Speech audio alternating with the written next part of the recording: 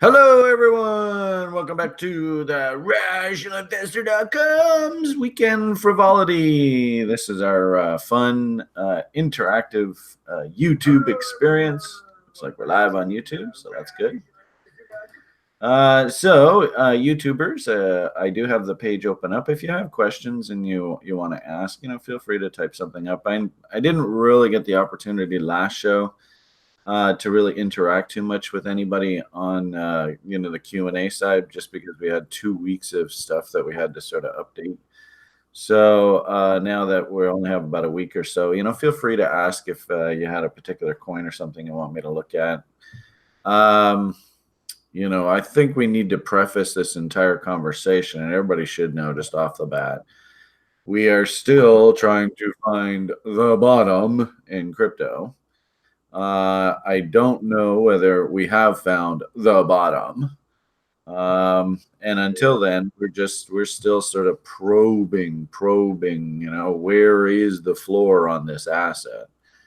I think we have to start off all crypto conversations on that tone. But I will say that, over the past week or so, I have been hearing a lot more positive sort of comments coming out of lawmakers out of Washington and even the community. On balance, I don't hear any hype talk at all. Could we have to probe a little bit lower just to flush out the final sort of weak hand players? Definitely possible. And I hear somebody's computer is going bling, bling, bling. If you are going to be here in the lounge with me, and we probably should just show everybody on YouTube. Actually, I'm not quite sure how to do this. I guess like that. There I am. Good morning. Sunday morning. Ooh, Brian's looking a little rough. But hopefully you can see down on the bottom, we have a bunch of people hanging out in the hangout here with Brian. So site members, if you want to participate in the call, you can come in and hang out in the lounge. And actually, I think I posted the Broiler Chickens link there, hangout, just a few minutes ago in the TRI lounge. You can see here's our little hangout that we hang out in and chit chat, review trade ideas and stuff on a daily basis. Great work. Got to say, I love this community. I mean, just doing some fantastic work. And, even the irony of it all is even in crappy markets, you can see we're still hunting. Really interesting trade idea from one of our OGers on the site who's doing a great job these days. So, the ideas are out there, no doubt about it. If you are sort of planning on watching this on a relatively regular basis from the YouTube sort of side. Hello. When we started our ocean cleanup company. It's probably a good idea to throw yourself on mute. Oh, thank you, Oscar. Way to go. Just be aware, YouTube audience, if you're sort of waiting for this to come in. We've started up a brand new term for the Level 1 program. I'm absolutely shocked at how many people are in the program. It's a very, very full class. Grim, and I was in the class this morning just to sort of watch and see how things were going. And Grim, our Level 1 instructor, tell you, couldn't be in better hands. This guy is just rock solid. And if anything, I hate to say it, and actually I even had drinks. Thomas the Bear happened to be in Vancouver here for a conference this weekend. And so I was out with him chatting last night. I got to say, it's so cool to see when the students become, the master, and the master actually starts learning from the students, wax on, wax off, all that kind of fun talk.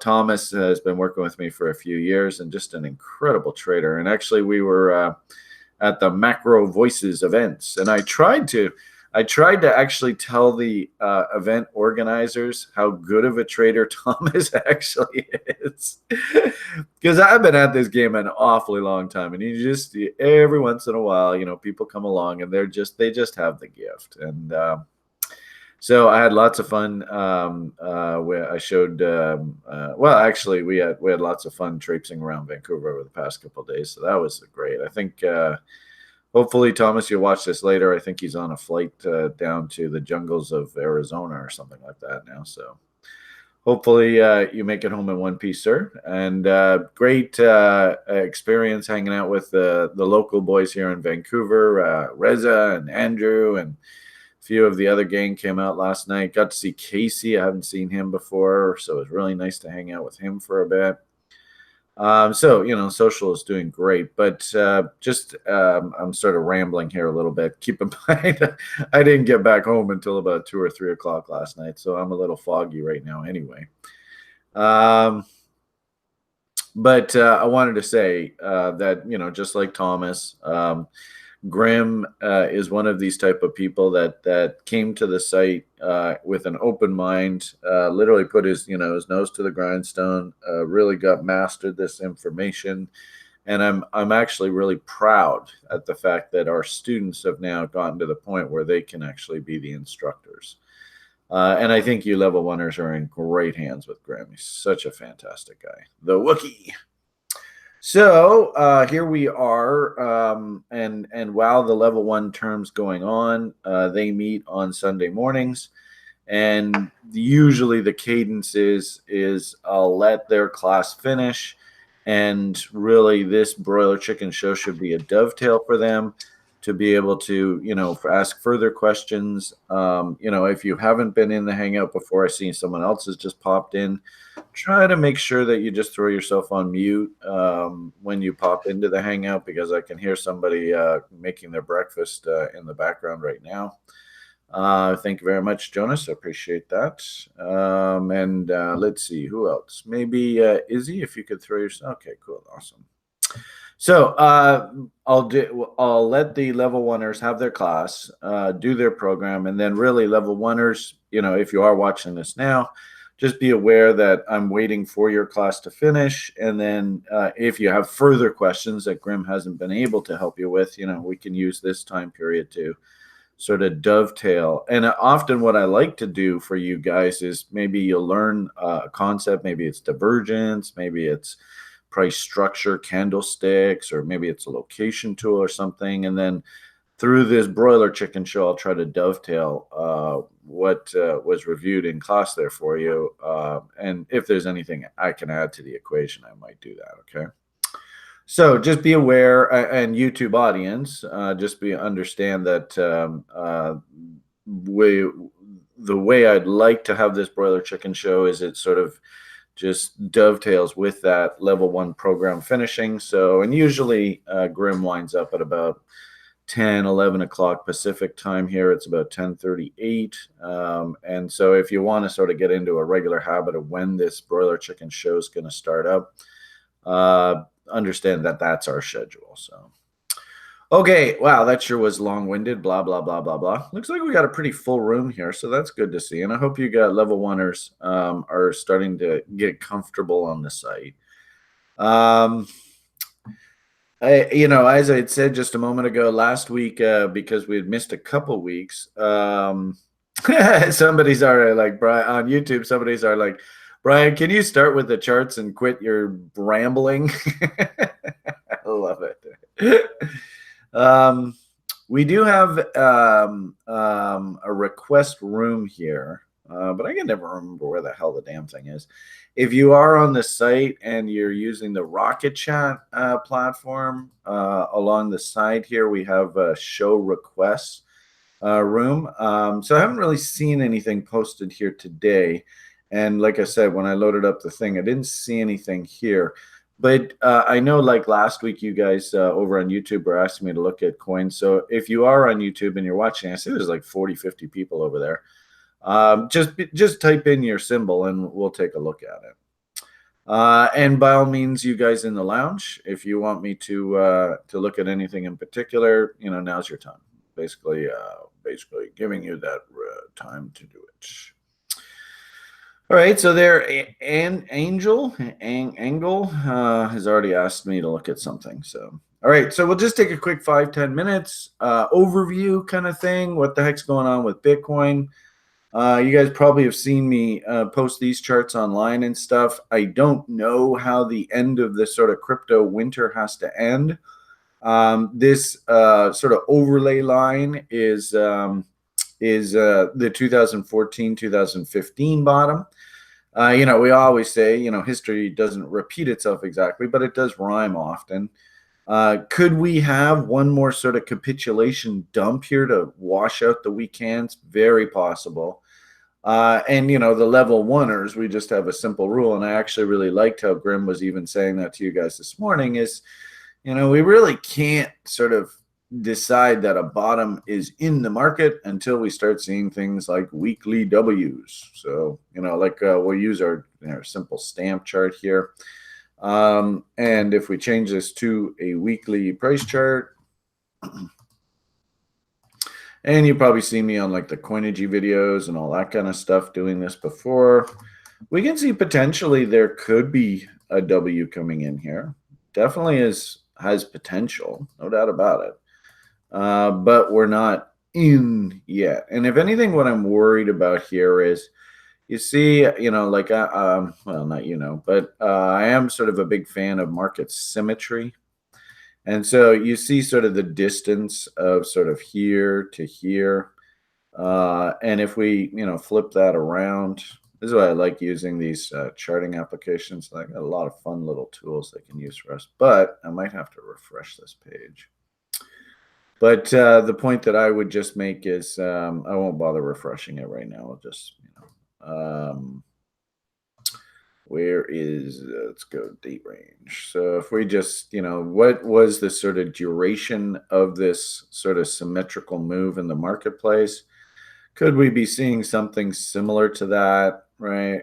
Which would sort of, be sort of our ultimate apex of this move. It's probably, maybe like, mid-February or something like that. If we actually look at it from this perspective, back and forth. If we look at just simple horizontal support and resistance, there's the bottom end of the range. There's the top end of the range. And you can kind of see right now we flirted with the bottom end of that range. We bounced back up. We never even got back up to the top end of the range. And here we are just sort of bouncing back and forth here. So, as we've said repeatedly to you guys in the past, if we look back at the history of Bitcoin, you can see that, we try, especially if you change this to like a line chart, you really see it well. You can see we, put in little W's, big rallies, then M's. All right, we're back into the bear. We tried to W out here. You can see just could not close up there. And on that event, new little M. Oh, geez. And then finally we come down, and over the course of like literally, this is about 8-9 months, we end up, pressing lower, then coming down, testing that low, putting in the bottom, rallying back up, then coming down, testing the low again, and then finally turning up. So, this is sort of what our bottom should look like if you are like calling bottoms in Bitcoin. So, there is sort of the path of what a nice, natural, healthy bottom ought to look like, and if we just do just simple trend lines, might even, hell, I could even just go off with something like that, right? You can actually even see that, market came up into this level, broke out, came back, and then we started the bull. So, if we fast forward to today, are we anywhere near something like that? This is very, very steep. So it's so steep that I don't even know whether we can actually even use that as a trend line anymore. For now, I might even be like thinking something along those kind of lines. Might even have to be as shallow as that. But the point I guess I'm trying to make here is we have to start seeing the market resolve these downtrend lines, then come back down, test the breakout, and then head up. So we're very, very early in this bottoming process, if you will, off of the weekly charts. It's encouraging to see that we're trying to W out here, but let's not put the cart before the horse. Now, what I would say is that, trade location, we're definitely not in the frothy, oh my God, this is a total disaster, it's got, wrecked written all over it if you go and buy this asset right now. My hunch is that, and I often talk to you guys about how the fact that quite often down the road, when you look back in hindsight, you actually see that the market ultimately bottoms off that 78.6 And so, very similar to that conversation we had just had about the last cycle. And I think also, too, if we just go boobity boo, and we'll just do off a clothesline. Let's keep it nice and simple for you guys. In this particular case, you can actually see that there is that reload zone. And in this particular case, we actually did just like basically bottom off that 78.6. Now keep in mind, right, if we change this to a candle, right, you can see some of the price action went below. So, put it all together. It would not shock me if 6, 8, 12 months down the road, we look back and we see that the bottom actually came in off this level. And, for those people that are sort of like, hey, Brian, I'm a lawyer, I'm a doctor, I'm an accountant, I'm too busy to, follow, short-term trade setups and all that kind of stuff. I really don't have a problem if people are like, well, I want to be invested in this. I'm just going to very slowly dollar cost average my way into this asset. I think I love that kind of thinking. Keeps it nice and simple. But the bottom line here is we've got location, but that's about as far as we can go on sort of, is this a bull? Is this a bear? Well, it's still a bear. And as long as we have no W's in place and we're still working against downtrend lines, there's not really a huge hurry here, guys. There just isn't. Just go slowly, right? There's no hurry. In fact, on the site quite a bit lately, what I've done is I've created charts of assets relative to USD. I actually think that judging your investment based on your asset versus Bitcoin is still a bit dangerous because Bitcoin's still pointing lower. So, I do understand that these are just quotes, right, often created by like TradingView. But I think it's in your best interest if you really want to start, trading to make money from trading, and you're trading cryptocurrency and you're trading altcoins. I really think it's a good idea for you to judge your ideas versus USD charts. And the great part about it, I mean, you can see some of these coins. I mean, they're flying. So, this is one on the site that I know quite a few people have been banging out doubles. Hold on a second. I got a cough here. So as I get the cough out of the way, I'll be right back.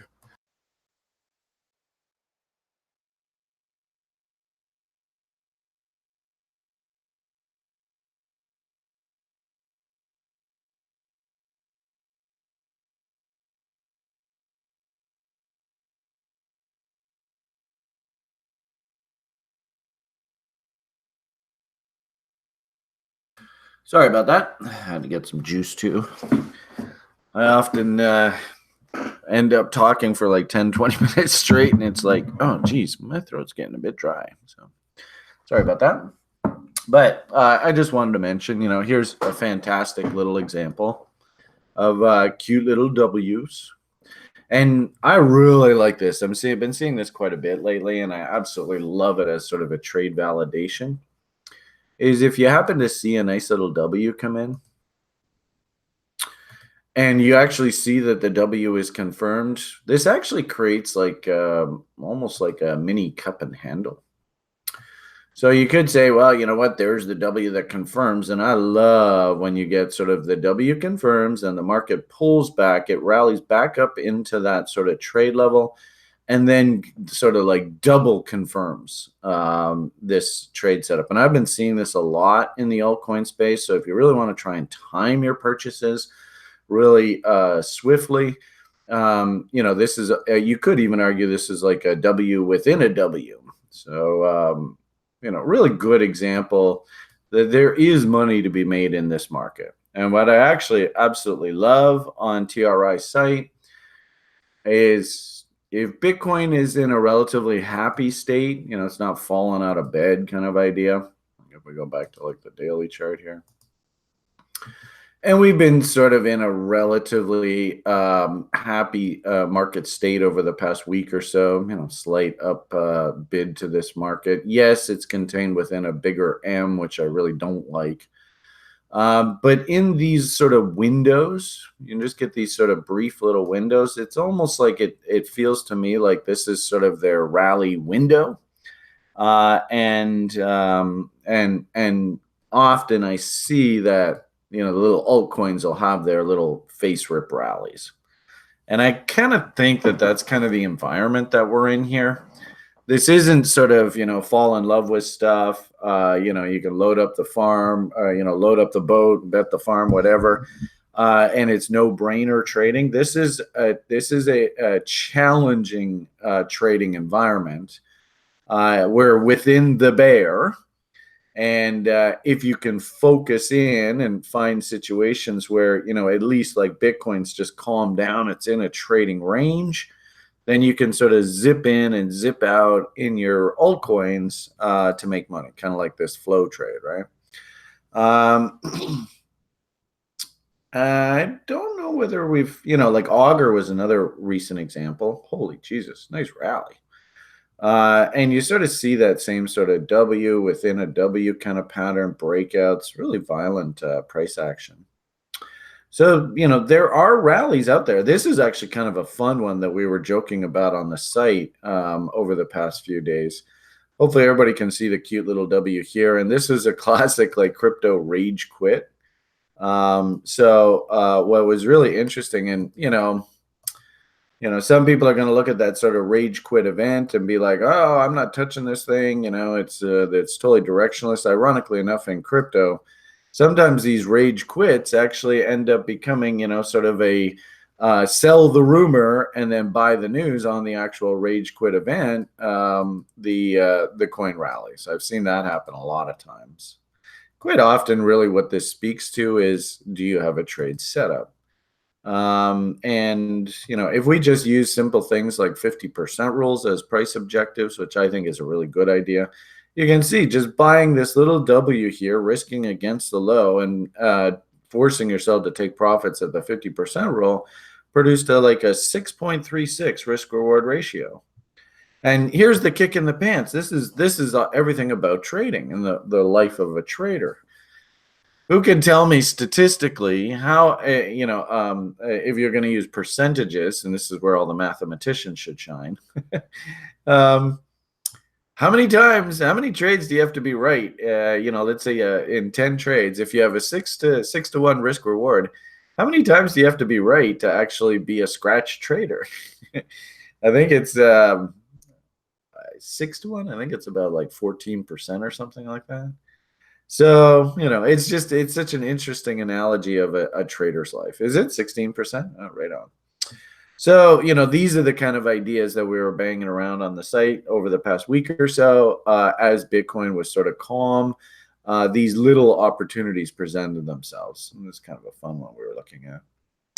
All in all, Bitcoin's trend still down. I don't see a heck of a lot. If anything, Thomas the Bear will come on Monday morning, and I guarantee you he's going to say, well, did you get all chopped up in the weekend Bitcoin shenanigans? And you might argue, and it kind of sucks for the new people to trading, but you might argue, well, Brian, you say W's are bullish. Well, okay, and they bust the market out to start the weekend, and then it just flounders, and then, I wouldn't be surprised, frankly, that this price is exactly where they took it out Friday afternoon for when the big boys come back. That wouldn't surprise me one bit. So, if anything, we have to almost preface this broiler chicken show with, we just went through the weekend frivolity. Where are they going to sort of reset the market so that when the adults come back, first thing Monday morning, what are they going to be looking at? We could make the argument that what we just saw over the past day or two was kind of just fluffy. I also did notice that, and I don't know whether it's somebody who's trying to push the market down. Maybe they were short and they had an objective, but I noticed that a bunch of sort of FUD came out fairly early this morning about KYC information across exchanges and stuff was being disseminated. And then I saw that the response was, yeah, but this is news that's like a month or two old. So how much of this down move was sort of encouraged by the sort of crypto Twitterverse kind of community, and you know, how much of this is just sort of like somebody's trying to push the market around to expedite, their short-term profit objectives. That's a tough one, but we do have to understand that on the weekends, things can get a little bit funky in crypto land. And our sort of resident crypto, OK coin trading monster, he actually has sort of made it a rule that he doesn't like to trade on the weekends now on OK coin. Frankly speaking, I don't really blame him. For those people that are trading shorts, didn't really see anything cleanly set up through this. I like to trade if I'm going to be, trading these short-term moves. I like to trade this thing called the bot setup. But ideally, I would like, and really all it is just basically an A, B, C, D price pattern. And how do you sort of play that A, B, C, D? But usually, well, not usually, sort of the way that I like to trade it is I like to see some nice market structure develop in this range. And then if I do go short on a failure here, I've got this high, and this high, all to defend my stops. So as you can see from this chart, that didn't set up at all. So I don't even know whether I would actually consider this a tradable event for a guy like me. And like on MEX here, you can see that, we have like almost no market structure to work with. This would have been challenging. I mean, especially that monstrous wick up there, like wicks and tails like to be eaten. You've probably heard me say that before. You can see how this tail had to be eaten. Price had to come down into here. These wicks, this wick, this wick, this wick, you can see them all getting eaten. So they've left this massive wick up top here, which leads me to believe that probably at some point down the road, we're going to have to trade back up there. And you can see I didn't really get anything setting up politely here on Bitcoin. I will mention that Litecoin actually seems to be setting something up for me, sort of that AB equals CD kind of thinking. So we had a precipitous drop here, and this is looking at the OK coin contract. Consolidation. Set up a bit of a trend line setup here. We like to call these Leanne James setup. So 1, 2, 3 tests, and then if we get any sort of market structure failure around the third test of that trend line, that becomes an executable event. And my little bot trading system, you can see 1 highs, 2 highs. Ideally, what I'd love to see, if this is a bear, and keep in mind this is a 4-hour chart, is I'd actually like to see the market rally back. Like I said, they're just going to sort of set the market up for Monday morning for the New York and London boys and stuff, and then dump it. And if that's the case, then you can see the bot level actually will set up nicely here for some structure to work with on a shot back down against the lows. But that's a big assumption. I mean, frankly speaking, this thing could break either way. And we have not broken this trend line. And actually, somebody in the lounge this morning pointed that out, and I thought that's great. Somebody was even saying in the level 1 class, what does 1 + 1 = 3? What does that mean? Why does Brian keep saying that? And if anything, this is an excellent analogy of this where, on first blush, I'm like, okay, well, I'm thinking shorts. And somebody in the lounge is like, okay, well, Brian, can you throw on your trend line here? And, do we have LJ setting up and all that kind of fun stuff? And so, working together, our picture of anticipated price action gets clearer and clearer and clearer. And, Thomas and I were even joking through the weekend that when he and I agree on price action and we agree on levels, holy moly, those become extremely powerful signals. Usually when we're sort of disagreeing, well, maybe it could go up, maybe Brian says up, Thomas says down, whatever. The statistical odds of the direction of the move usually are questionable. But when you get a whole bunch of traders that are all like, well, yeah, we're seeing the same thing here, it almost becomes like a self-fulfilling prophecy. So speaking of Ethereum and Litecoin and all that, I did notice that on Ethereum, you can see the shorts have actually put in a little bit of a bottom here.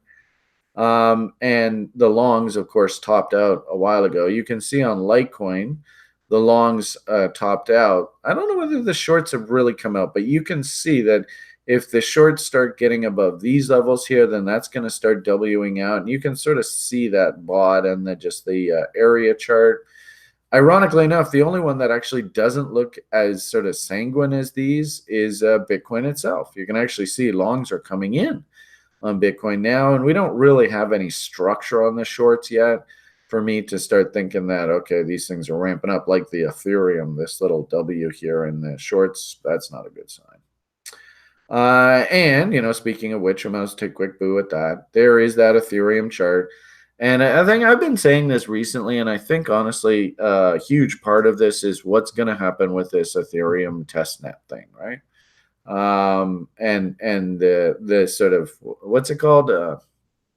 It's not Einstein. What the hell is the name of that? Anyway, their latest upgrade, right? There's, let's see if I have the, it's around here somewhere. One of these crazy windows. One of these. Constantinople. Thank you, Izzy. I appreciate it. Brian's kind of stupid sometimes. I apologize, guys.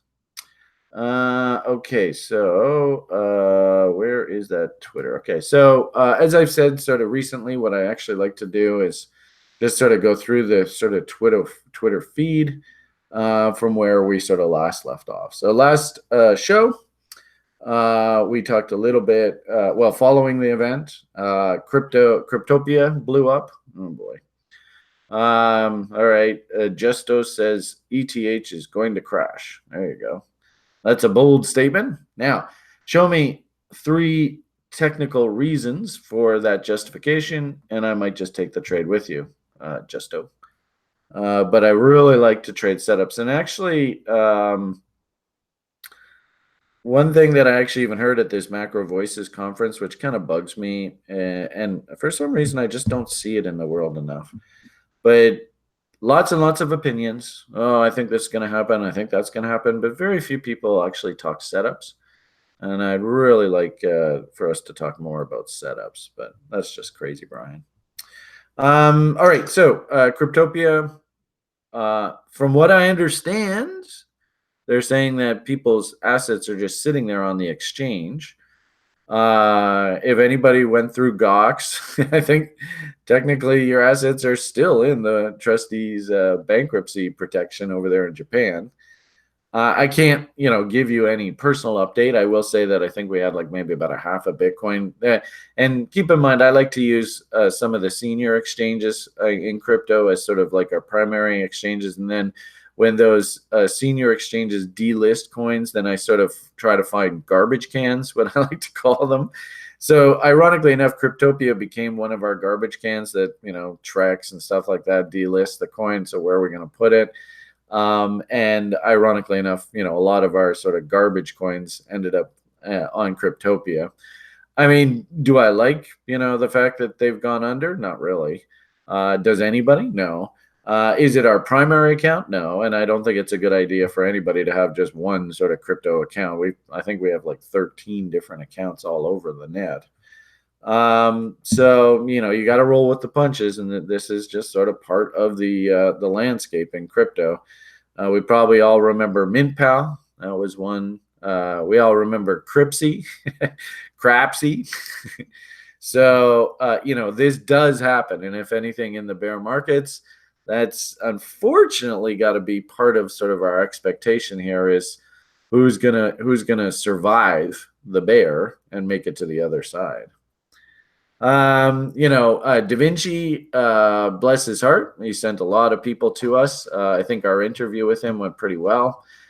Gave you a nice, candid, sort of very real impression of what our expectations are for crypto going forward. And also, I think he gave you that grin idea. And actually, I know specifically, he said, don't chase the damn thing on the issue. Let it come out. Let it find its natural bottom. When it W's, then you can go and load up. So I did hear a lot of people in the sort of Twitterverse were chasing Graham. And grin, and then they're like, oh my god, I can't believe it's like come off like 90% from its ICO, or it didn't ICO, just its initial listing high.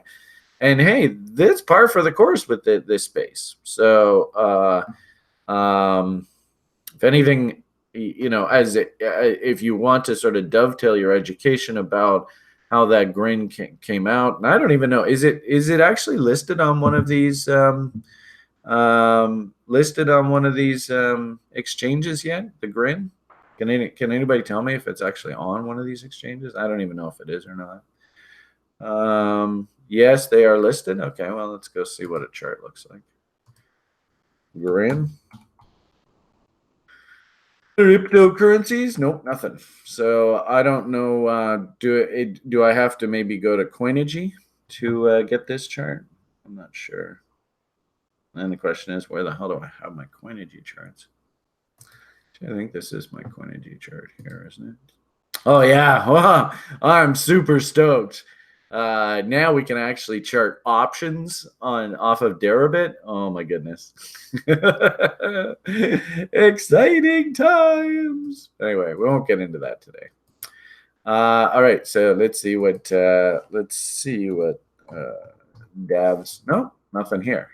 Where are you supposed to look for it? Could be oddball exchanges though. Oh, okay. So, and I would say, if Coinigy is not following it, then it definitely is going to be sort of sketchy at best. We have the old coin market cap, I suppose. That should probably tell us where it is, eh? Graham? Nothing there. All right, so I'm not quite sure what I'm supposed to be looking for here. There's grid. There's Grim. Wasn't it supposed to be Grin? Anyway, we'll leave that for now. I didn't think I was going to be able to chart it. So what do you got there?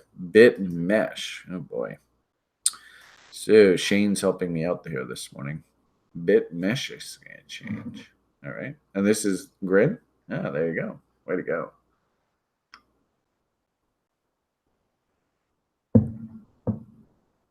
All right, so Dav's not so jazzed about Grin anymore.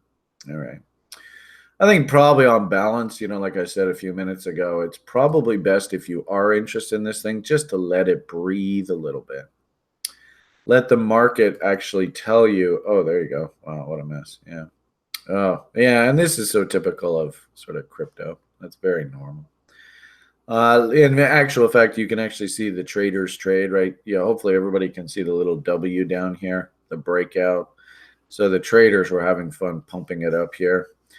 Hopefully, what is that? That's 0.026. So if you had bought that little W there, you actually get your double right there, 5 and change. And all of this should just be gravy. So you got one double off, get yourself into a risk-free trade. Then the next double is there. That pays for Riz's lap dances. Then the next double there, that pays for Andrew's sushi. And didn't quite hit the next double. So you got actually a couple doubles off there. So that's not bad. But you better have your plan solid here. Hey, I'm hunting W's. I'm trading against the bottom end of the range. Away we go. And at the present, do we have any W's here? I don't see anything. And if you want to make it easier to actually see, there looks like there was a cute little one that tried to come in here, but it failed. It stopped out. Probably to make it even, and keep in mind, this is an hourly chart. So number one, do you have an exchange on BitMesh? I don't. So that's pretty, esoteric unto itself. And then, if you are considering trading this stuff, you better be damn slick at this. So, okay, we'll leave that conversation. That's not really anything that I would be interested today. Where were we in our sort of okay? But nonetheless, everybody's waiting with bated breath on Da Vinci's Pandora's wallet, which I think should make our lives a lot easier. But waiting. I was a broker in the stock market for many years, and I do teach this in the programs for the school. What do we consider value? For the crypto enthusiasts, I'm very interested in ideas that can translate into the stock market, that improve profitability for the companies, and decentralized ledgers, right? Technology, DLT, I think that's what they call it. Don't be surprised if you follow my Twitter feed that you're going to be seeing me talking a lot about stocks that have crypto exposure. But please understand, I'm very active in the stock market. I love the stock market, and I actually learned a stock screening model from an old VSC floor broker years and years and years ago, and it actually has you really active in the stock market in like December and early January. And this is just a classic example where I'm a gold bug by nature. I love trading the gold stocks. But I have to be damn sure that if I'm going to buy a stock, I'm going to be long from where the directors are long. And it's got to have some half decent fundamentals. So here's just a really good example of a penny stock, relatively low shares, out 42 million. That's pretty acceptable. It's a little bit on the heavy side, but I can live with that, considering they actually do have earnings, which is very rare for these smaller companies. Trading below book value, and they just came out with some drill results, and 9 meters grading 23 grams per ton gold. That's a pretty damn big number. So it doesn't surprise me the stock popped violently, where I think it worked its way all the way up to like 15 cents. I've got my bid at the gap, and I want to basically be long where directors are long. And so this is a classic example where I just like to work bids, and I'm going to be damn patient. And if I can get the stock where I want to be a shareholder and own the stock from, great, I'll participate. But there's no way I'm going to chase this thing. So if you're wondering what this tweet was in my feed, it's just yet another good example of how I approach investing in the venture capital market, in the stock market. As I said, this Ethereum upgrade, Constantinople. Thank you, whoever mentioned that in the YouTube video feed. I think this is overhanging the market right now. And as we sort of showed you a moment ago, when I look at Ethereum, right, it looks to me like the jury's still out. And I even posted in the lounge this morning, this is a classic range market, right? So we rally up off of the lows, come back down into reload zones. The range traders buy against the low end of the range. Keep in mind 78.6, love that level. It's such an awesome level.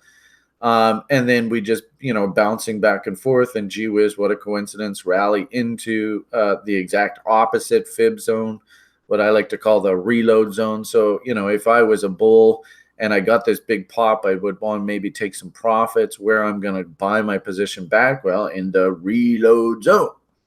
And then conversely, if I was a bear, let's say I was shorting this M top, and it dumps down in against the low end of the range, I take profits. Where do I want to think about strapping my shorts back on? Well, in the reload zone. Ironically enough, CNBC the other day, Bitcoin, or maybe it was about a week or two ago, Bitcoin was sitting up in one of these red boxes, and CNBC comes out and says, "Oh, buy Bitcoin, you'll make lots of money." And I was just like, you got to be kidding me. And, if you YouTubers are watching this, you want just a nice, simple rule of thumb. Red boxes are generally shorting locations. And at the very least, maybe just think about taking profits if you are long.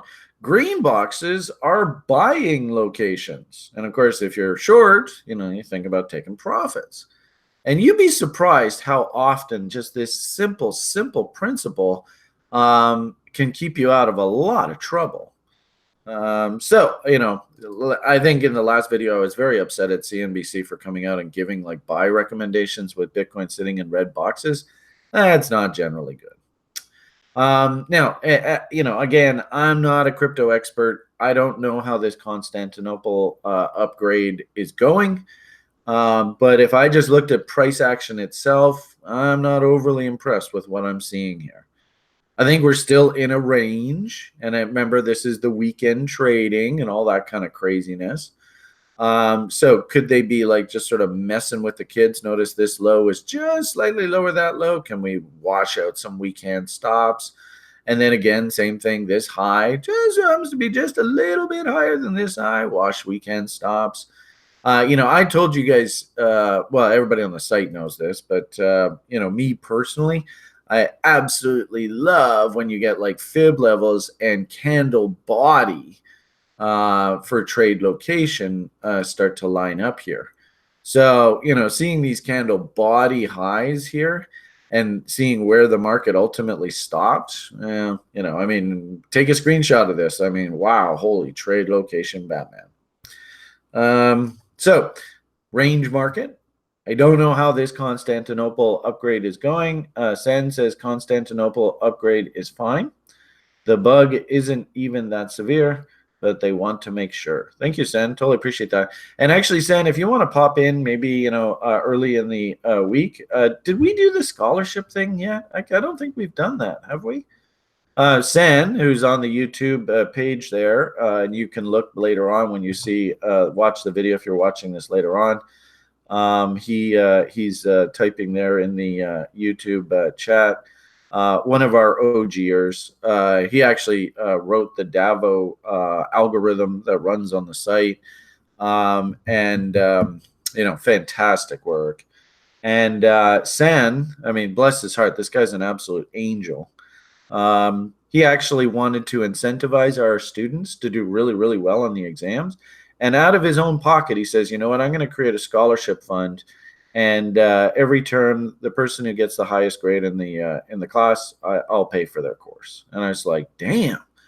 That's that whole sort of 1 + 1 = 3 about TRI that it just fills my heart. It's just so beautiful. So that if you're watching this later on, you're like, what the hell is he talking about scholarship? Well, Sen is the original OG. But can you say original OG? That's like original. But just and the most beautiful person. So, San, if you can maybe hop on the site and let's maybe put that together for the coming week. And if anything, maybe in the next Broiler Chicken show, we'll show the public what we're talking about here. All right, moving on. Range. Lots of range. More range. Top of the range, bottom of the range. For those traders trying to trade through this range, we can see maybe trend continuation signals might be coming back in. It's interesting too, Charlie himself said he really liked $20 on his coin, right? Well, that's cool, Sen. I'll put you up on a pedestal every day. You are the fucking man. I love working with people like you. So I apologize if that makes you blush, but you are the man.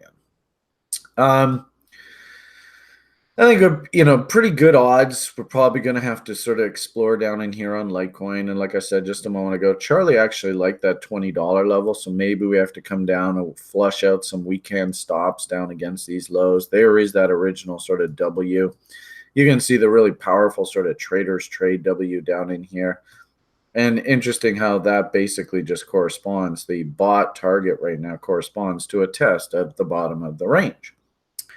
One thing I do see as I'm sort of chit-chatting away here, which is a little bit bothersome, and really, again, it speaks to this idea that we're drifting right now. We're exploring. We're punching out weak hands, right, left, and center, people calling tops and bottoms in the market. I actually do potentially see something like this forming. So we have to be cognizant of this kind of price action. This shoulder isn't nearly as defined as I'd like to see it. Maybe we have to work our way back up here, but I do see that we seem to have sort of a bit of a neckline forming here. So watch this trend line. And again, that's sort of that AB = CD. If we lose this support line, my hunch is we're going to have to dip pretty violently into this area. So, and you should all be cognizant. Well, green boxes, is that the area where we want to hunt shorts? Not really. If anything, once we get down into this area, you got to be thinking about taking profits on your shorts and even hunting for potential W's and turns, divergences, all that kind of stuff. You also notice too, there's a pretty cute little hole in the profile right here. That's where I do these little heart shapes. So you can see there's unfinished business on the profile here anyway. So that it wouldn't surprise me if we had to come down here and just keep in mind the profile itself would ideally like to look like a parabola. Sort of the price discovery process. And you can see, yeah, we're kind of missing a bit of action up top here. And how ironic. If this thing does sort of hold these lows and we turn back up, hopefully everybody can see. We talked about reload zones there a moment ago. Yeah, gee whiz, there's the reload short zone way up there. So, would it be logical that if we actually saw this turn and head back up into this area here, we look for failure? Sure, totally logical. And what's actually really cool too is we can do what's called horizontal support and resistance. And we can draw a line off of that high. And we can draw a line off of that high. Somebody stopped this bull previously. Could they be motivated to do the same thing again if we get into that level? And notice that these lines are actually starting to line up with reload zone lines as well. So, do we crap out here and head down? Totally possible. I would like, kind of like we saw in Bitcoin, not really the best defined top. I don't really like the look of this top. I would actually prefer that we rally back up and give this some real structure to actually, work as shorts against this level. If that does happen and we do lose this line, should we expect exploration down into these levels? I think that's completely realistic. And then conversely, if these lows do hold and we rally back up, you'll notice the hole in the profile there as well and the horizontal support and resistance levels. If anything, it's just yet another example of green boxes, we need to be hunting buy zones. Red boxes, we need to be hunting sell zones. All right. So that's, I'll leave this sort of, the crypto sort of, hot, bigger names at that. Let's keep moving forward. A little bit scary that this guy has as much power in the executive office right now. He's definitely a hawk. He sort of beat the drums about invading Iraq years ago with the Bush clan. And the scuttlebutt is he's got his eyes set on Iran, and he really would like to initiate a war with Iran. A little bit scary. Of course, we had the big Brexit vote, which I thought was really interesting to see, not only as we got closer to the vote event to watch how the markets were reacting around that, but in essence, the no's basically won the battle in the UK Parliament. What does that actually mean in the short term? I thought it was funny that, ironically enough, the no's won and the British pound started to rally appreciably. Could Bitcoin have caught a little bit of a bid into this event as sort of a big sort of fear proxy? That's possible too. And now, of course, we're on the other side of that event. We're also on the other side of options expiry. So we've had a bunch of big fundamental events happen here over the past week or so. And I'm actually looking for the stock market to come back down a little bit here now. But we'll see how that plays out. Again, more talk about Constantinople. Wondering what is our fate there. Really interesting piece put out by I think this was by Thomas, talking a little bit about the different exchanges ranked by sort of what their sort of, I think they put a whole bunch of different sort of screening criteria. So, kind of fun if you're like one of those security obsessed kind of people. Go and look where your exchange actually sort of ranks in their sort of thinking. It was a really cool piece. And we were all sort of going through these various one after another, and just surprised at some of the rankings there. But I thought that was a cool piece. Our OGers, and through this last little sort of rally window in altcoin land, man, our OGers just knocking the cover off the ball. We had tons of people on the site posting the Augur doubles. So way to go, everybody. Just kicking ass. So proud of you guys. And sort of that talk about post options expiration. Even guys like Jim Cramer are coming out now and are like, oh, this things are looking a little bit worrisome on the horizon in the stock market. To understand the significance of Leap's expiry, I've been tweeting out lots of these kind of images. They actually took the spiders out way up here, 267 area. So that means that all of these puts, and you can see 10,000, 7,000, 6,000, 4,000, 14,000, etc., all the way up here, all of these put options expired worthless. And, you know, if you go stock after indexes, I mean, it's remarkable how every single part of the market, almost every single asset we look like, the options open interest look like this. So they bump the market up into expiry, and you'll notice, you know, there's not much open interest way up top here. Look at this, like 9 contracts, 6 there's like single digits open interest in these contracts. 1 contract right here. So I hope you know, if you don't know it, then this is a really good tool to sort of give you an idea of what kind of money is on the line in the derivatives market.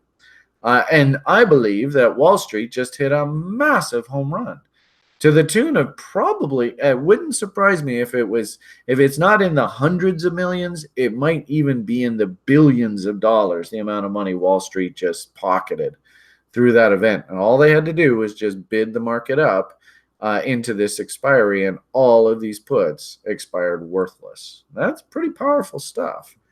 So it's a great tool to have in your tool belt just to understand what's going on in the market. Why is price moving the way it is, and are there people that are motivated to have things happen certain way? I thought is interesting. We haven't really heard too much about Mr. SV. I don't know who John Caravalho is, but I see Mr. Ver is back up, sort of, you know, saber rattling, and I'm just sort of making smart ass comments. You know, we want to maybe if we just had a final showdown, pistols at sunrise or whatever, and just get the damn thing over with and just move on, please. I would appreciate it. You know, interesting. I love this guy, and I've talked repeatedly about this guy. I think he's like one of the smartest guys in the mining space. Just absolutely brilliant. But at the same time, too, he's not going to pull any punches with you. If he thinks you're an idiot, he's going to tell you you're an idiot. But you know, it's just really interesting, you know, talking about this. I think this is all about the grin sort of play.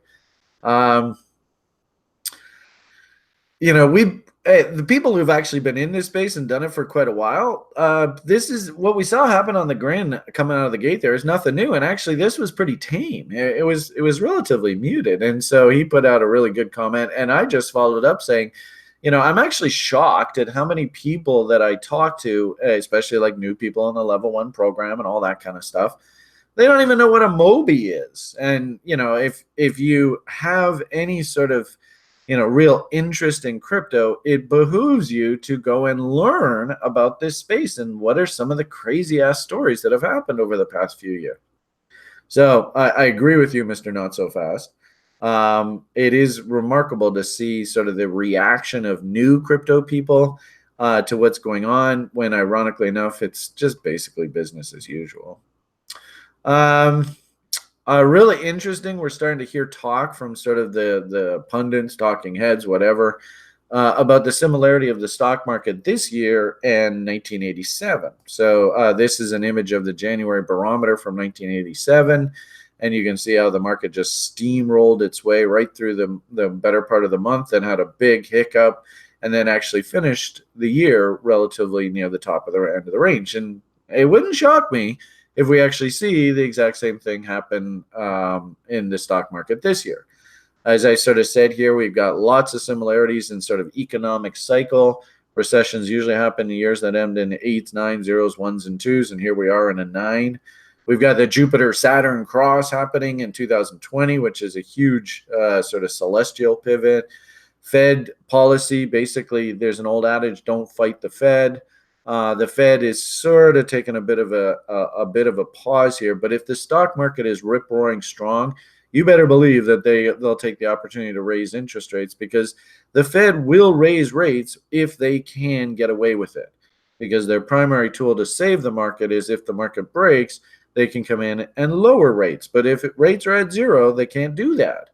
So, I've made the argument that as long as the Fed can raise rates without freaking the market out, it will.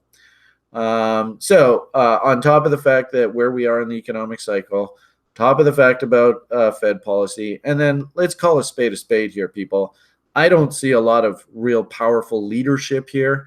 I see bullies trying to push the market around, which ends up creating, bitterness and emotional reaction. And I don't see powerful leadership here. What I see is it almost feels like we're in like junior high cafeteria right now, and we're just about to have a food fight. It feels like that's where we're heading towards. So, call it as you will, but you probably heard me say trade wars never end well. I mean, they just don't. They have a history. I mean, you could argue one of the primary reasons why the Great Depression happened was because it was basically a trade war, where all the countries all started jacking up tariffs to try and protect their local markets, and it in essence became a runaway spiral. So I don't know whether we're heading down that road, but the long and short of it here is the political leadership, in my opinion, is a bit weak right now, and that could foster an environment of stock prices being bid up, as Mr. Greenspan once said, irrational exuberance, and then that also lays the potential groundwork for horrific volatility to the downside if if the leadership is just in a bit of a vacuum. So, and you'll be hearing me talk more and more about this over the coming months and stuff, but really interesting similarities between 1987 and the January barometer coming out of the gate here this year. Sort of little sides. This is a commentary on the relationship between big cap stocks and small cap stocks.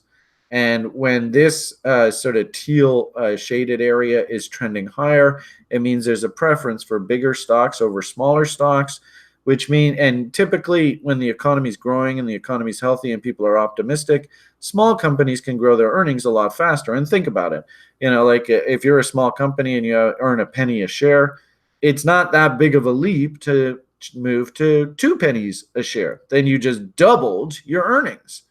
A company that's earning like $5 a share, 1 penny movement in their earnings is like $5.01, and it doesn't even show up on the radar screen. So the long and short of it here is if the economy is growing and it's healthy and it's robust and people are rocking and rolling, then smaller companies should outperform.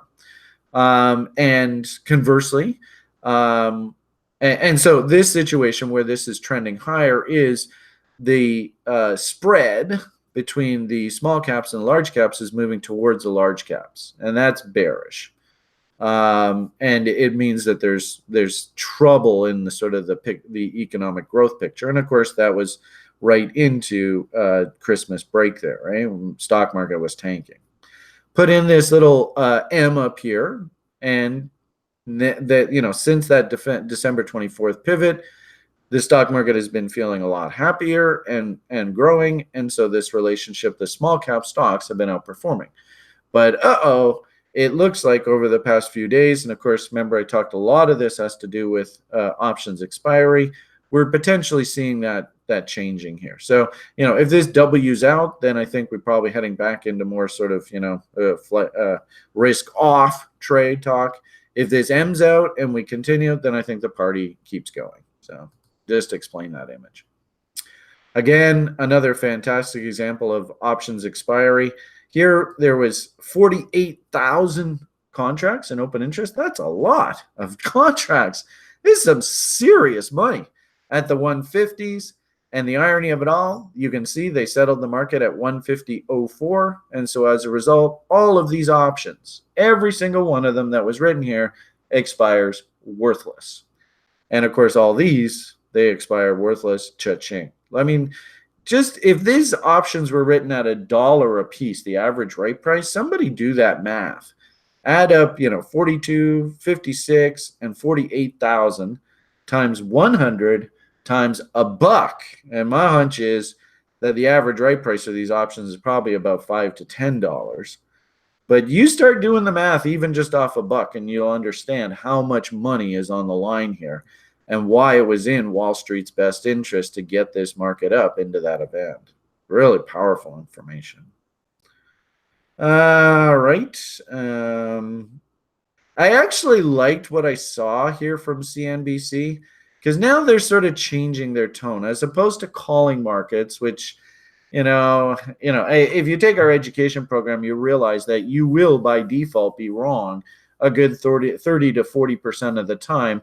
And if you are wrong 30 to 40% of the time, but you are right 60 to 70% of the time, and your risk reward is appropriate, you'll make all the money you ever need as a trader. But put away the fucking need to be right. And then unfortunately with CNBC, their need to be right and to build following and, sell more laundry detergent, what ends up happening is they actually end up painting a big bullseye across their head for the guys on like MEX and OKCoin, where it's unregulated and they could push the market around anywhere. And if you come out and publicly say, my stop loss and I will get out at a loss is this level, you're asking for trouble. And sure enough, CNBC just been bitch slapped. What I really liked about this piece, and I would highly recommend everybody add this to your library, is these people are coming in and just making the fundamental case for Bitcoin. And I thought that was very, very powerful. And a lot of them, they're at the point where we don't know if it's a bottom. We don't know if it's a bottom. And ironically enough, the more that we have that kind of talk, the closer I think we are to that actually being a bottom. Versus guys coming out and going, this is the bottom, buy here, put your stop here, you make tons of money, and bang, you get stopped out. Merry Christmas. So I thought that was a really good piece.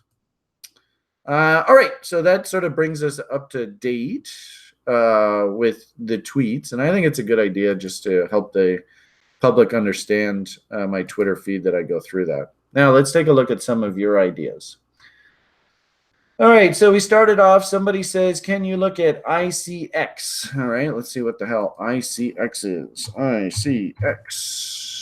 Looks like it's traded on a whole bunch of places. I personally would prefer that we do our analysis, especially for this kind of audience, versus USD. So then that way, we can see specifically where your dollars, right, ought to be. How do I say this? If you're valuing your ideas versus Bitcoin, and you're trading versus Bitcoin, then really the way I look at it is you're just trying to raise your Bitcoin balance. And that's okay. If you think Bitcoin's going to 100 grand, well, keep building your Bitcoin balance. But if Bitcoin has to come down to a couple grand, $1,000, whatever, and you've been slowly building your Bitcoin balance, well, your account might actually be underwater. So this is why I think it's healthy, especially if people are like, here, Brian, I'm here to actually make money from this shit. Yeah, okay, I like Bitcoin, wonderful. But if it's in a downtrend, then don't use Bitcoin as your base, because you might find that your base actually diminishes over time. And, in the education program, I teach, if you want to be like a day trader or something like that, the absolute best place for you to be if you are not in a trade is in cash, right? Because it's stable. All right, so the point of the matter here is I like to look at these ideas versus USD. And really, when I look at something like this, the thoughts of trading range sort of jump out at me. I think that, at some point down the road, is there going to be money made if this thing can survive? Absolutely. There's tons of money to be made here. But you might have to wait a year or two. No doubt about it. No doubt about it whatsoever. You can see that the market tried to bottom right through here and then through here. What's really interesting about here is you can see that it W'd out, it rallied up, and then it M'd out almost immediately. And notice that's almost exactly the same level, right? The buy and then the sell. So, if you're going to be trading and you're like watching short-term price action, and you're like, you know what, Brian, I really don't like taking a lot of risk. I want to play it close, my cards close to the vest. I could see you saying, well, I'm going to trade this W, but on this M, I'm going to get out and just basically walk away at scratch. I could see that. I could also see, some people look at this chart and say, okay, well, this could potentially be a top end of the range, and that's the bottom end of the range. And so I'm going to let this sort of breathe, and then I'm going to draw my reload zones. And should price come back down into my reload zone, well, I'm going to start hunting ideas. That worked. The problem here, though, is that you're never going to be right 100% of the time. And ironically enough, what determines whether you're actually going to make it at this game is not how you handle your winners. Ironically enough, whether you're going to make it at this game or not, it's actually how you handle your losers. For risk takers, as I've said to this audience, and of course the site people, they hear me talking about this all the time. If you want to step in and put like a fraction of your portfolio into a name like this, the simple rules that I've discovered over the number of years that I've played this game are don't ever let a position get beyond about 5% of the total of whatever your stake is that you're working with. Because then things can just get out of control. But you want to go in here and nibble like 1%. I'm going to buy 1% or 0.5%, 2% against these lows, right? And you're nanny nibbling and you're little old ladying. Well, you're just going to throw your order up at sell half on a double, kind of like what we saw on some of those other names we saw this morning. And you're just going to work your order. And you're a little old lady and you're not doing a hell of a lot. If you take a little bit more risk, let's say you saw this potential bottom come in and you're like, okay, I'm going to take my shot against these lows. I'm going to maybe risk like 10% of my portfolio on this name. Then if the position goes against you by 5%, right? Let's say you stepped in and bought, come on, you, something like that. If you stepped in and bought this reload zone down in here, maybe these railroad tracks, whatever, if you took that added risk, what we call the Joe six-pack, put 10% of your portfolio into the name, but it moves 50% loss, then you got to say, look, I got to limit my losses at 5% of my total net worth, and I got to get out, right? My stake. That's very, very hard to do for a lot of new people. And so, new people to investing, new people to trading, that's why we start with the little old lady, because it is the least anxiety process in this sort of risk taker matrix. And then, of course, if you're like margin trading or leverage trading, then you have to actually drill down to these setups in particular. And maybe, like you say, okay, I'm willing to take this railroad tracks, but if these railroad tracks fail, I got to get the hell out. And so maybe you're like buying here on like 10x or 20x leverage and the position goes down here, you better walk away. It's just that simple. What do I see right now? Well, sort of as I said just a moment ago, I see this market has tried to come down into ranges and try to bottom, and it continually is getting rejected. And it probably has everything to do with the fact that the crypto market itself is pretty sanguine. It hasn't officially turned. You want to make this sort of relatively easy on yourself. Again, weekly W's. In fact, actually the level oneers, Graham was in there telling them this morning, I want you just looking at weekly charts. Just try and find the weekly W's. Why? Because a higher time frame W, weekly, monthly, whatever, has got better odds of surviving. And so when we look at this, we don't really have any sort of weekly W's coming in yet. Now, maybe this might be a new weekly. You can see here, down, up, down, waffle, waffle, waffle, fail. So no W came in there. And then now here we are again, down, up. We're going to test this low. If we come down, test this low, the low holds, and then we turn back up and we head up through these highs, rock and roll. And, for a lot of our new people to the site, whatever this rally is, what we often suggest people do is what we call the Kavarkinator, the shark setup. where we're going to work our stink bids to try and buy the asset on a pullback after the W has come in, right? And we like to hunt for gaps and stuff like that to help us, really see levels here to pull the trigger off of. So right now I see a range. And we'll know that this thing is trending if it can get up through the top here without losing these lows. And that, I hate to say it, whoever asked, I think there's a lot of money to be made down the road, but is it today? No. We're just stuck in a trading range. All right, next one. Let's see what we got here. Stock can. All right. There used to be a cryptocurrency that we used to trade. It was a candy cannabis coin, but that's not what you want. You want General Cannabis Corp. All right, let's see what we got here. Well, you're not coming in and buying the frost, so that's good.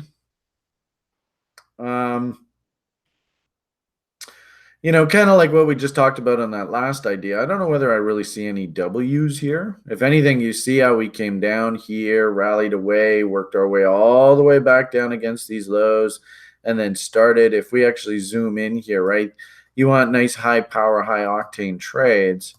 Look at these W action-y down here right against these lows. Love that, right? So do we have anything that sort of looks like that right now? Nah. Still pretty volatile, right? V bottom, V top, bouncing back and forth. You can see the ME type structure here, ME.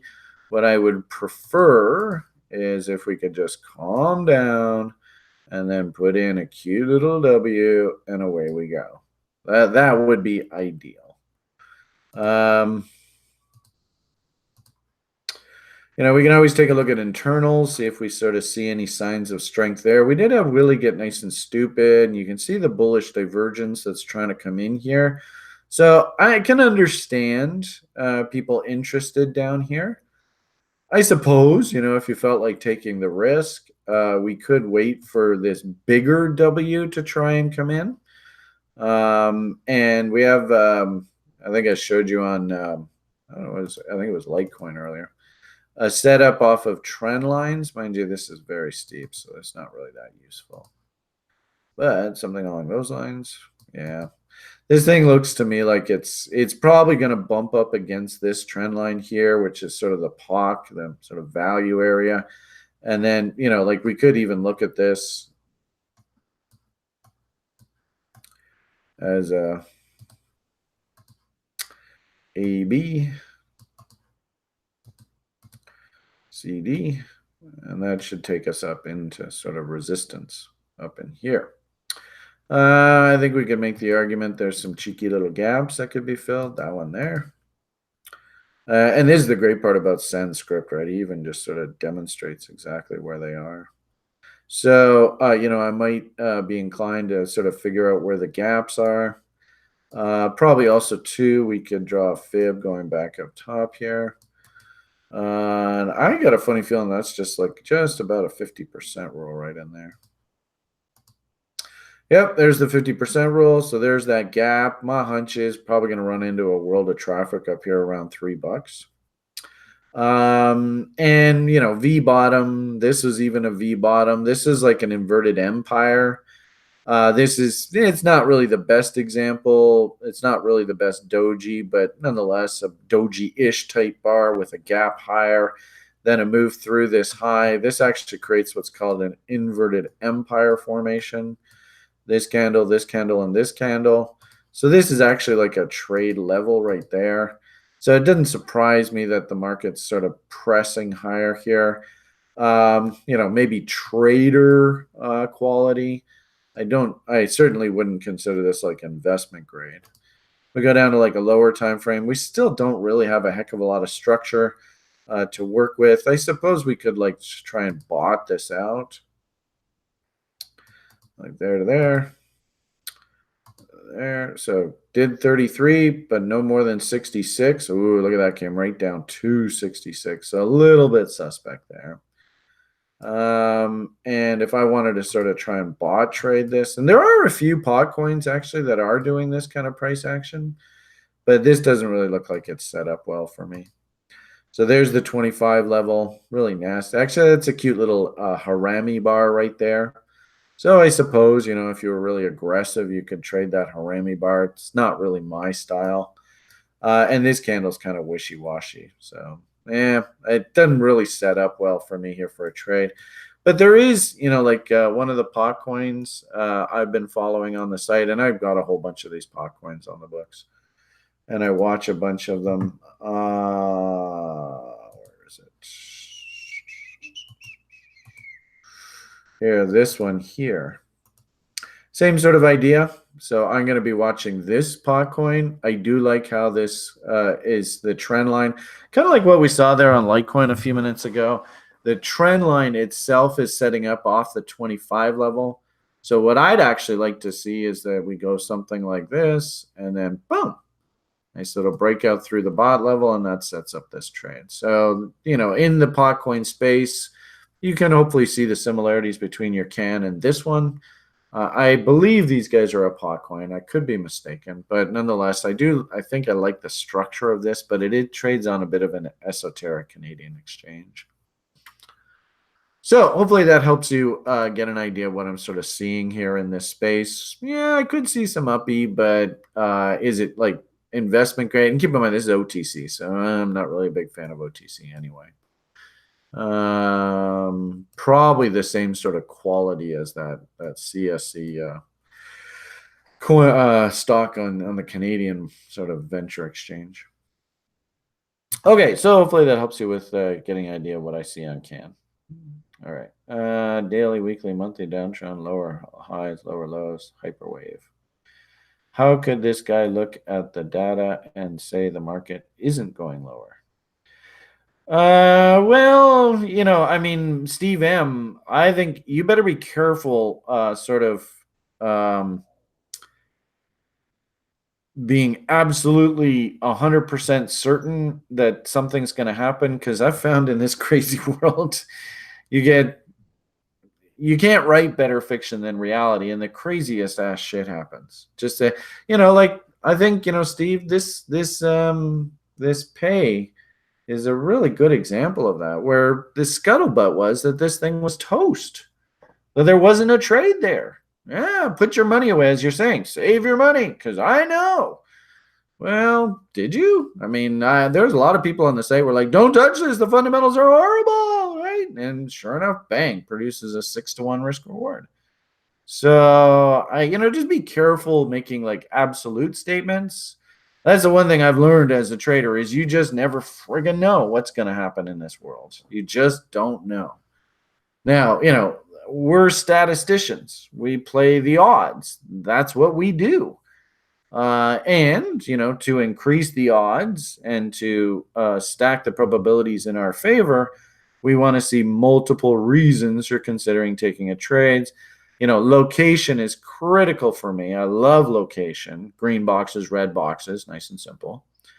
And then we want to go in and look at our indicators. Do you see, W's if you're bullish in your indicators? And ideally, we'd love to see signs of divergence. And then finally, do we have those W's in price that Brian's been squawking about? That's the key to this, right? Is trading these setups.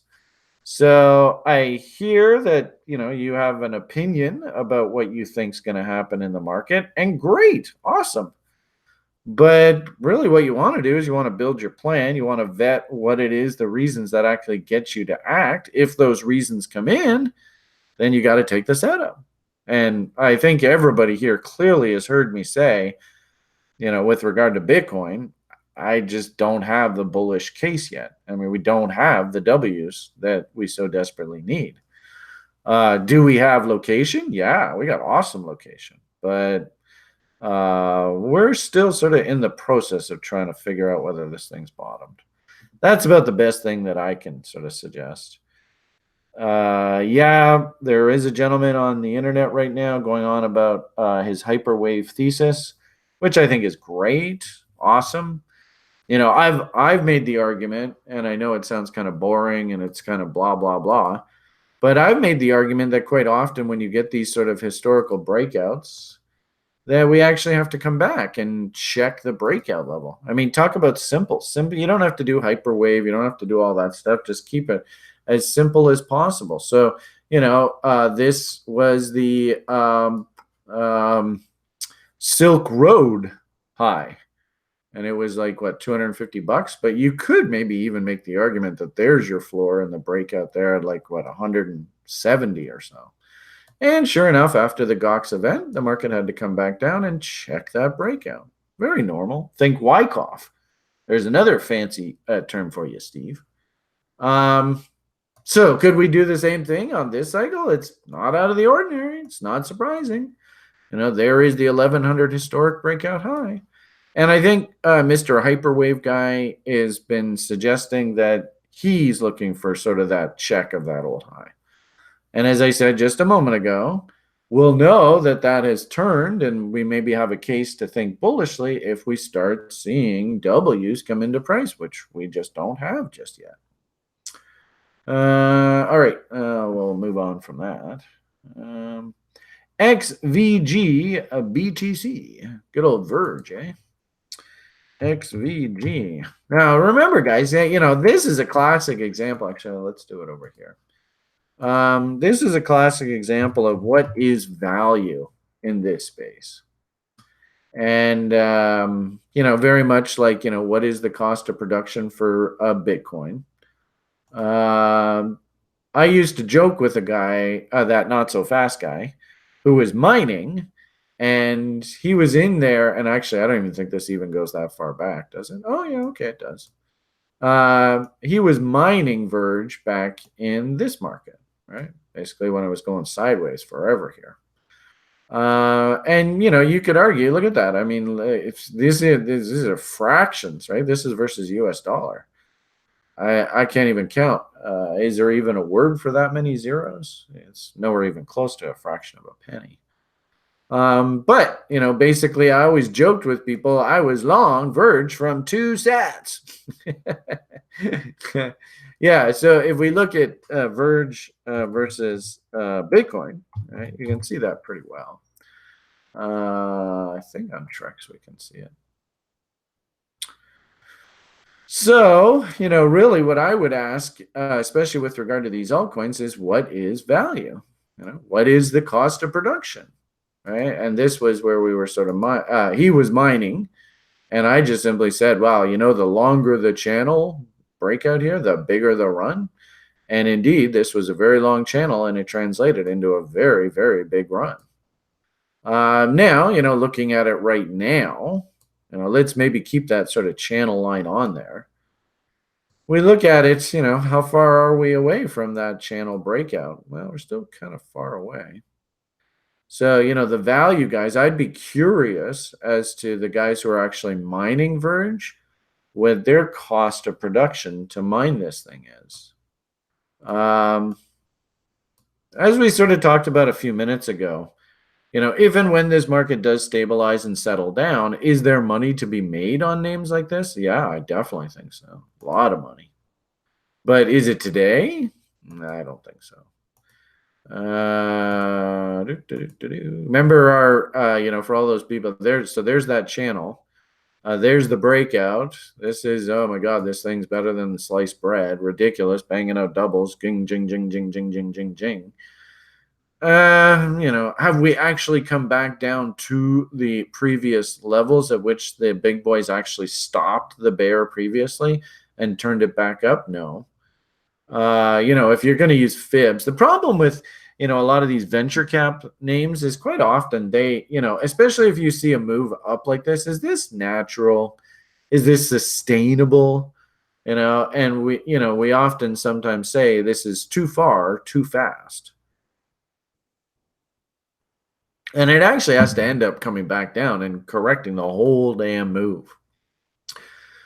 Is this sort of like a nanny nibbles? I'll throw a couple bucks at this thing and just work some open orders. And if we get a nice sort of uppy market into the spring, I could get off I could build a free position on this thing. I think so. Could we make the argument that it's sort of a technical setup to actually buy and, do things like leverage and, Joe Sixpack? I don't know. It's a tough one. Problem is, like I said, I'm sort of jaded a little bit, even at 185 sats, right? This is still way, way, way above what I paid for this thing.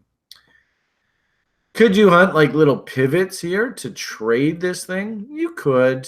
I think that's probably a little more advanced than the YouTube audience right now.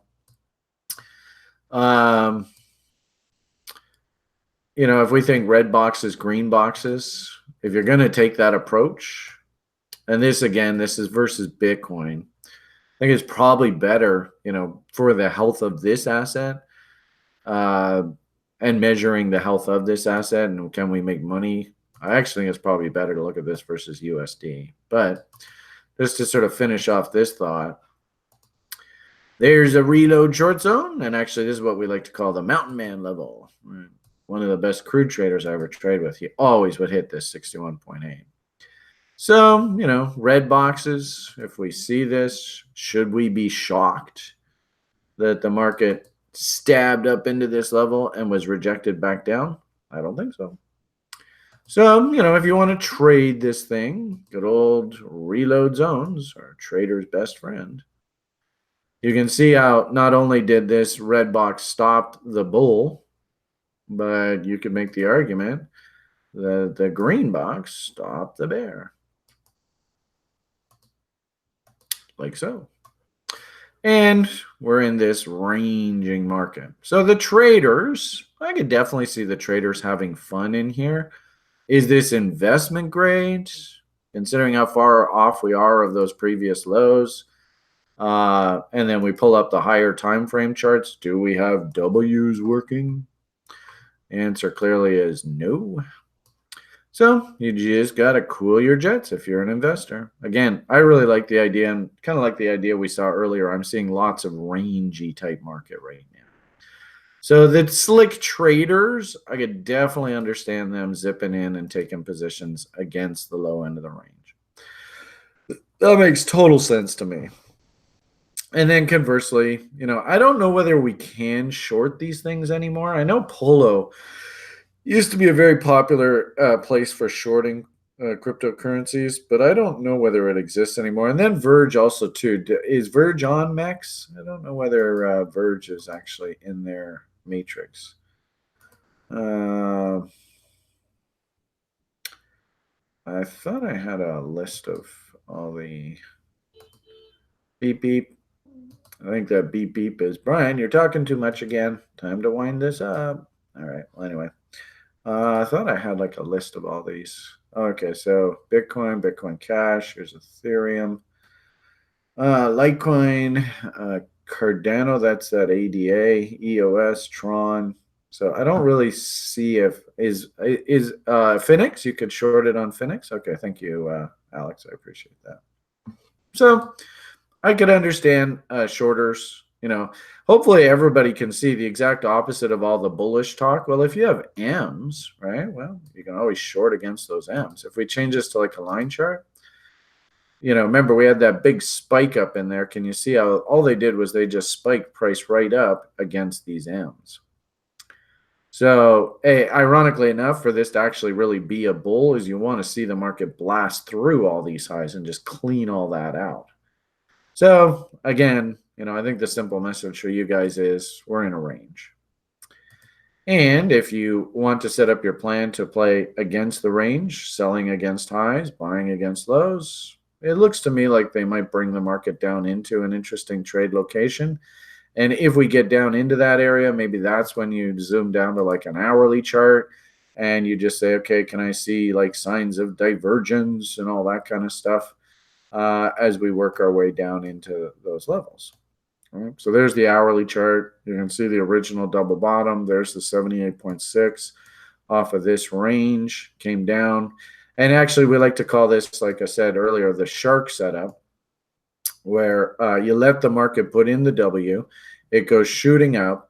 you draw your fibs, and you place your bid right at the original breakout level and the 78.6. And ironically enough, the trader who does that, well, they're feeling pretty damn good about themselves. So investment grade, not quite. Traders got to trade, yeah, range market, and it looks like they're just playing range ping pong on this thing right now. Hey, Joshua, nice to see you. Actually, and really, Joshua, you should hook up with, I think it was Dave. Came to Vancouver. He's in LA. And I think the two of you would really do well together. I have, because I'm Canadian, Batchy, I can have an account on MEX and I can have an account on OKCoin. I'm trying to move away from trading on the casino and on MEX. And frankly speaking, if I was, actually what I really want to do is just get those CBOE contracts up and running and trading those and shorting through CME and, well, primarily CBOE because it's only one Bitcoin contract.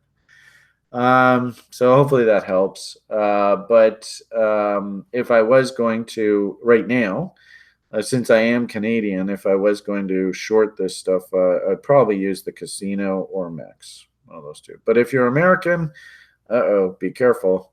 That's dangerous situation.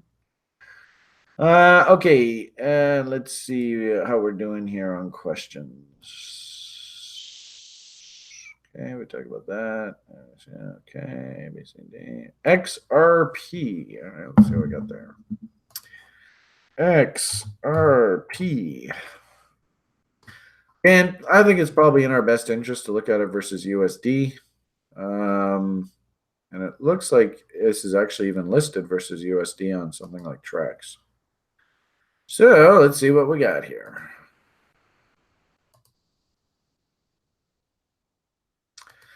Okay, we don't have a hell of a lot of data to work with, but I think you can clearly see bottom of the range, top of the range. Wicks and tails like to be eaten. Good old Ripple. I mean, the interesting thing, this is kind of like Verge. What is the actual value of one Ripple? Isn't it number one? This is like a centralized ledger. So you're not buying the pure sort of decentralized sort of story of crypto. No one can mine it, so who knows? Thanks, Shane. So I asked just a moment ago, how do you figure out value for something like this? And that's damn difficult.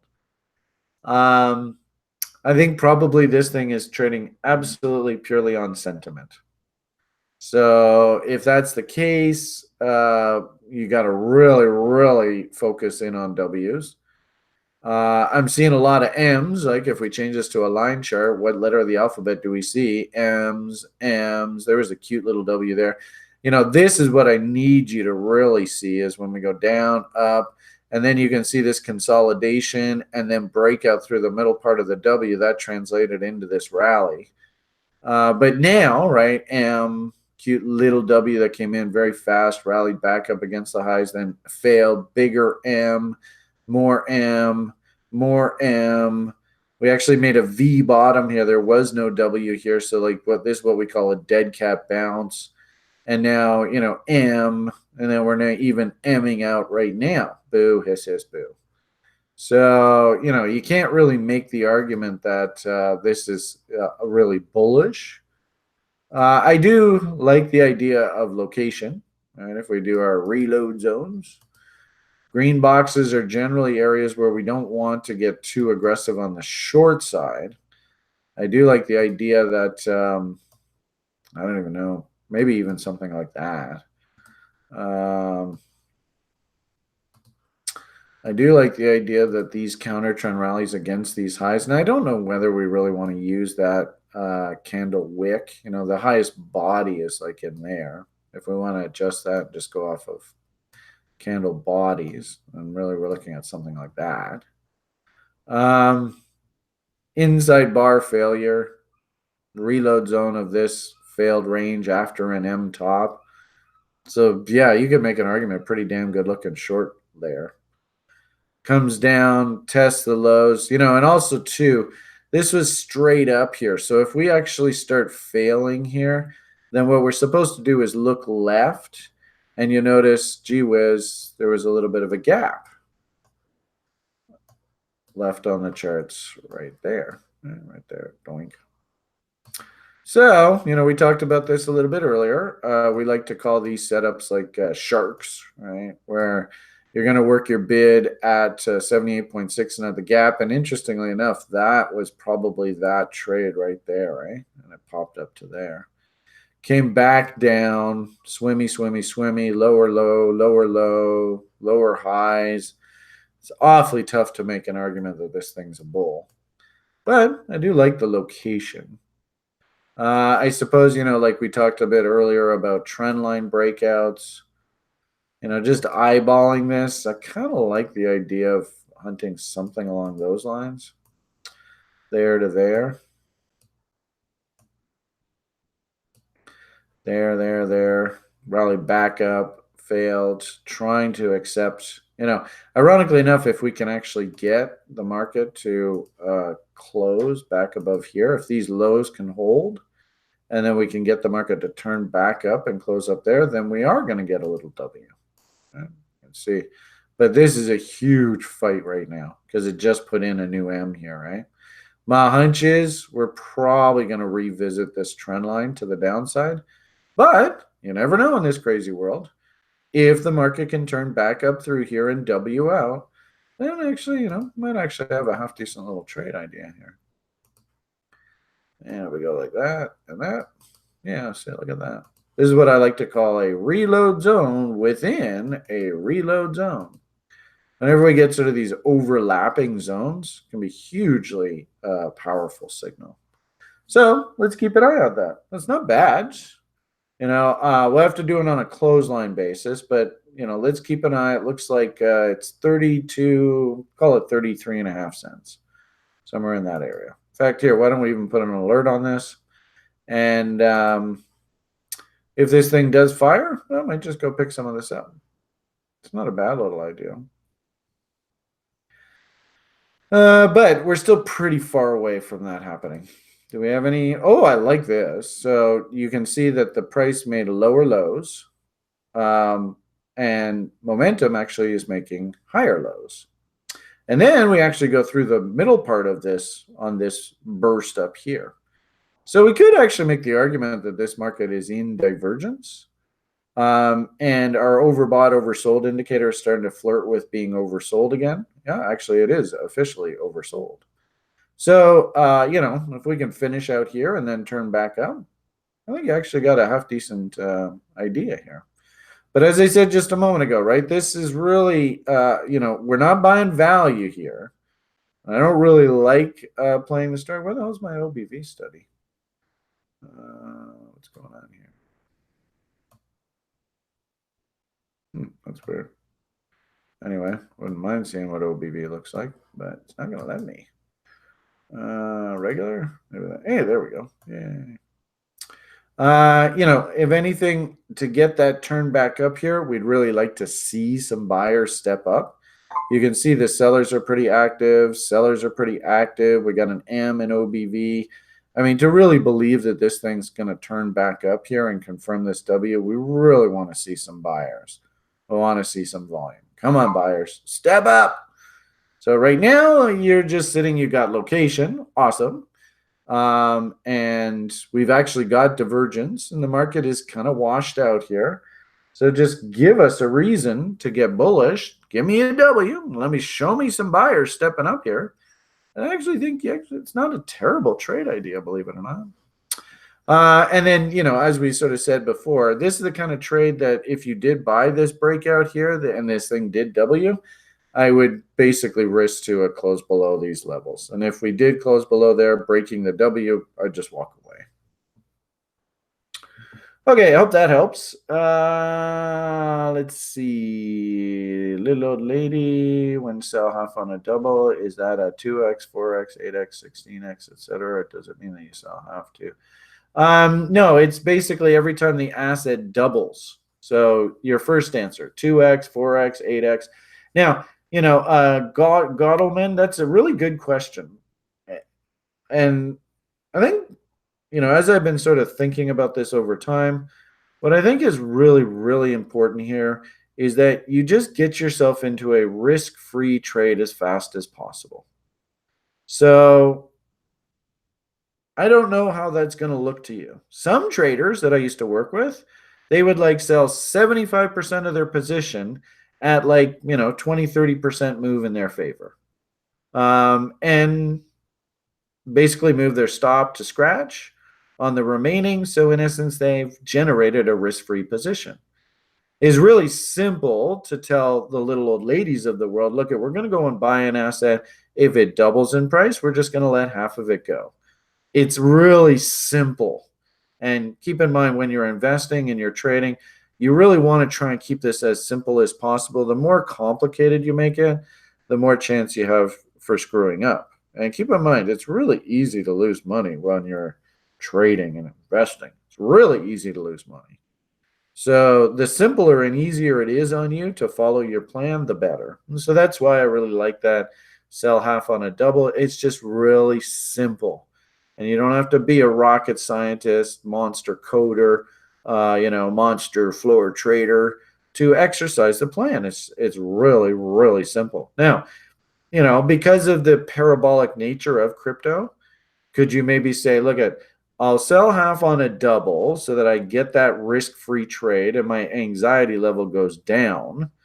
But once that's done, I'm just going to ride the free trade because sometimes, Brian, these things go up like 10x, 100x. And I just want to ride that thing as hard as I can. I don't really care what your strategy is. I think, as I said, it's critical that we get into that risk-free trade as fast as possible. I think it's nice and simple that you just simply say, look, every time the asset doubles, out goes half. And it just really, really simple plan to follow.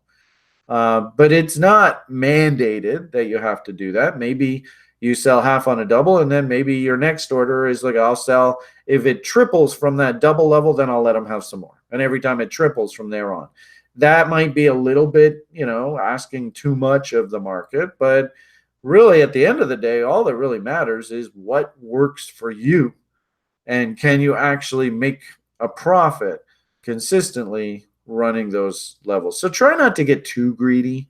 And as I said, just, to start off this, I think it's critical that you get yourself into that risk-free trade as fast as possible. So I hope that helps and speaks to your question there, Maine. Okay, I've been talking now for about an hour and a half or so, so I think I'm going to wind it up here. I hope you guys enjoyed the presentation. I was able to speak to the audience and answer your inquiries and your coin requests, so that was good. As well, I went through the Twitter feed, so everybody should be able to sort of connect the dots with my crazy rants on Twitter and this video. And as I said, we just had a new level 1 program start up, so we've got at least a good 50, 60 new people all running around the site like chickens without heads right now. If you guys have questions, if you have problems, reach out to us. That's the whole point why we put these teams together. Grim, I think, is a fantastic instructor, and you're in great hands. Alex, the level 1 TA, again, great person, and great karma, great PMA. I think you're in great hands. You can reach out to myself if you have questions. Feel free to ask. The only stupid question is the question that's not asked. So, and I understand all of you guys, please understand, especially anybody who's sort of watching from the sort of the sidelines and doesn't quite understand how we operate. Everybody that's in the level 1 program, I actually look at you like this. And everybody who's in the public, you're even less than this. But everybody who's in the level 1 program, you're like this right now. And I have absolutely no expectations of you whatsoever. Your job through the level 1 program in the first 3 months of sort of your new trading life is to actually learn how to actually behave as a trader. All you new level 1ers, I know you want to hey, I want to get in and make $1 million tomorrow. Well, this is a process. You're going to have to learn the process. And I look at all of you right now, Your only job is to have an open mind and do the things that we ask you to do. Like right now, their first week, they're getting into, building and putting together all the tools that you're going to need for your education, and there's a bunch of them. And journaling and sort of getting your story out on paper. Where did you come from? What are some of the skeletons that you're bringing with you to this equation? Where do you want to go? What kind of money are you working with? What's sort of your career aspirations? And it's through that process. And the more you journal, the more you write out, and it could be like 20 pages of typed text. The more you do, the better, because then we can get a clearer idea of what motivates you as an individual and what will keep you on the track of learning and getting better at this. So that's sort of where all the level oneers right now.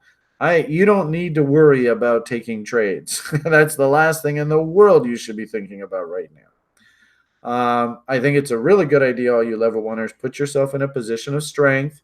If that means that you have to maybe reduce some of the exposure that you already have coming into the program, into the market, that's not a bad idea. The next 3 months, you need to have your learning caps on, and you need to, in essence, set yourself up for success to really learn this stuff. It works. We've made some absolutely great traders on this site.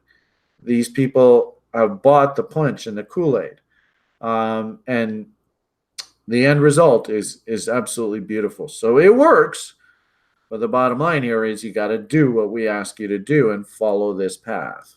So, okay, that was a bit of a rant, a message for the level oneers. Welcome aboard, and let's get you guys all headed in an awesome direction. Okay, I think we'll leave it at that for today. Try to play from a position of strength. We will have our regular offering tomorrow morning with our crew. So hope to see all of you level oneers in the lounge and on the call tomorrow morning as we review the stock market and crypto for another exciting week on the latter half of the January barometer here.